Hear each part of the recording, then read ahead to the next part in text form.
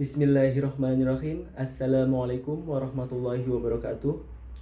Perkenalkan, nama saya Imam Fajri dengan NIM 2530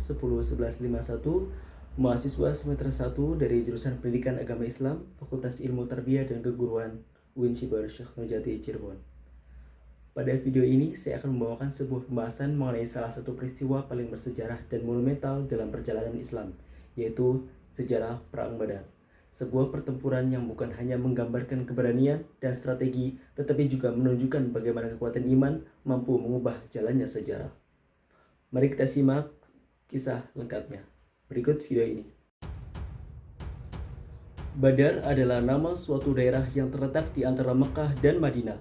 Tempat ini terkenal karena memiliki sumber mata air penting yang menjadi lokasi strategis bagi perjalanan kafilah dagang.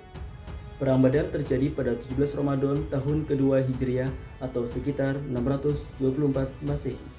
Pada saat peristiwa Perang Badar, jumlah pasukan kaum muslimin saat itu hanya sekitar 313 orang. Sementara pasukan kaum Quraisy berjumlah lebih dari 1000 prajurit lengkap dengan perlengkapan perang yang jauh lebih unggul.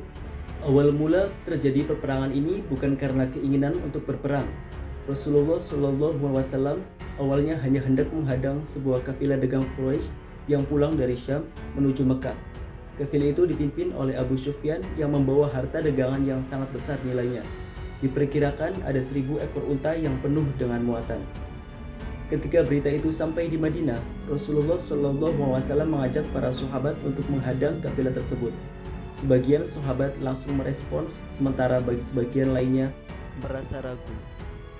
Ketika berita itu sampai di Madinah, Rasulullah SAW mengajak para sahabat untuk menghadang kafilah tersebut. Sebagian sahabat langsung merespon, sementara sebagian lainnya merasa ragu karena mereka mengira Rasulullah tidak akan ikut keluar untuk menghadapi peperangan besar. Namun, Rasulullah SAW dengan penuh kebijaksanaan mengingatkan bahwa jika kesempatan ini tidak diambil, kaum Quraisy bisa saja menyerang Madinah kapan saja. Maka beliau pun memutuskan untuk berangkat bersama kaum muslim. Sementara itu, Abu Sufyan mendengar kabar bahwa perjalanan rombongannya akan dihadang oleh kaum muslimin. Ia segera mengutus seorang utusan bernama Damdam bin Amr al-Ghifari ke Mekah untuk meminta bala bantuan. Setibanya di Mekah, Damdam membangkitkan amarah kaum Quraisy. Ia memprovokasi mereka dengan mengatakan bahwa harta mereka sedang terancam diambil oleh kaum muslimin. Mendengar itu, orang-orang Quraisy pun segera mempersiapkan pasukan besar. Mereka mengerahkan hampir 1000 prajurit, 200 kuda, dan membawa wanita-wanita yang bertugas menabuh rebana serta menyanyikan lagu-lagu penyemangat. Pasukan Quraisy bergerak menuju utara, hendak menyusul kafilah Abu Sufyan dan memastikan keselamatannya. Strategi Rasulullah SAW menghadapi para kaum Quraisy. Rasulullah SAW dan para sahabat telah sampai di sebuah lembah bernama Zafran. Disinilah beliau mendapat kabar bahwa pasukan Quraisy bukan hanya berangkat tetapi juga mendekat dengan kekuatan besar. Awalnya Rasulullah memilih untuk beristirahat dekat sumber air. Namun seorang sahabat yang ahli strategis perang, Al-Khabbab bin Al-Muzir, mengusulkan agar pasukan muslim ditempatkan di posisi yang lebih strategis, yaitu menguasai sumber air yang berada di dekat pasukan musuh. Rasulullah pun menerima usulan tersebut dan memindahkan posisi pasukan.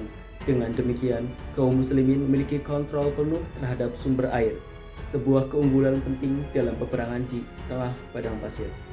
Kemudian para sahabat membangun sumur dan menutup sumur-sumur lain supaya musuh kesulitan mendapat air.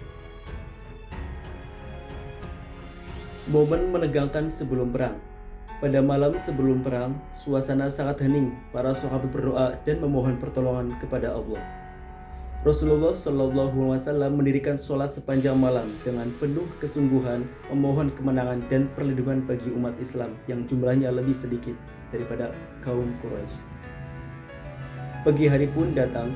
Pasukan Quraisy mulai terlihat bergerak mendekati medan Badar.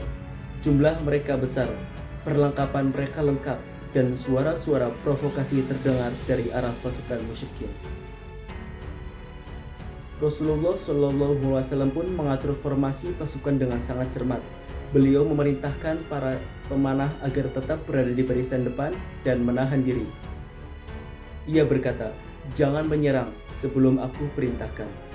Beliau ingin pasukan Muslim tidak panik dan tetap dalam kendali strategi. Pertempuran dimulai dengan duel 1 lawan 1, sebagaimana tradisi perang Arab saat itu. Dari pihak Muslim maju 3 pahlawan besar, yaitu yang pertama Hamzah bin Abdul Muthalib, paman Rasulullah SAW, yang kedua Ali bin Abi Thalib, dan yang terakhir Ubaidah bin Al-Harits. Mereka menghadapi 3 pendekar Quraisy. Duel berlangsung sengit. Hamzah dan Ali berhasil mengalahkan lawan masing-masing, sementara Ubaidah terluka parah dan gugur sebagai syahid. Setelah duel selesai, perang besar pun pecah. Pasukan Quraisy menyerang secara serentak, sementara kaum muslimin bertahan dan memanah sesuai perintah Rasul. Debu berterbangan di udara, suasana berubah menjadi kacau dan berat. Di tengah pertempuran, Rasulullah SAW kembali berdoa di kemahnya dengan sangat khusyuk. Beliau mengangkat tangan tinggi-tinggi dan memohon kepada Allah, "Ya Allah, jika pasukan ini binasa, tidak ada lagi yang akan menyembahmu di muka bumi ini." Doa itu begitu dalam. Abu Bakar pun menenangkan beliau. Tak lama kemudian Rasulullah bersabda, "Bergembiralah wahai Abu Bakar, pertolongan Allah telah datang." Itu Jibril memimpin pasukan malaikat. Rasulullah SAW kemudian keluar dari kemahnya dan memberikan seruan kepada para kaum muslimin, "Majulah menuju surga yang luasnya seluas langit dan bumi." Seorang sahabat bernama Umair bin Al-Hammam menyambut seruan itu dengan penuh keberanian. Ia berkata, "Tidak ada penghalang bagiku untuk masuk surga." Lalu ia terjun ke medan perang dan gugur sebagai syahid. Semangat kaum muslimin memuncak. Mereka menyerang dengan keberanian yang luar biasa. Pasukan Quraisy mulai kacau. Banyak dari pemimpin mereka gugur satu persatu. Pada saat itu Rasulullah berseru, "Hancurlah wajah-wajah mereka." Seruan itu menjadi tanda bahwa pasukan musuh mulai terdesak dan melemah. Akhirnya pasukan Quraisy mundur dan melarikan diri. Perang Badar pun dimenangkan oleh kaum muslimin, meskipun jumlah mereka jauh lebih sedikit.